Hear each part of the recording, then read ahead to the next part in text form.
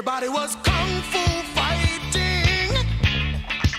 Those kids were fast as lightning.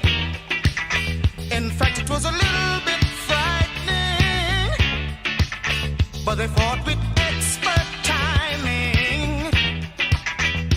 There were funky Chinamen from funky Chinatown.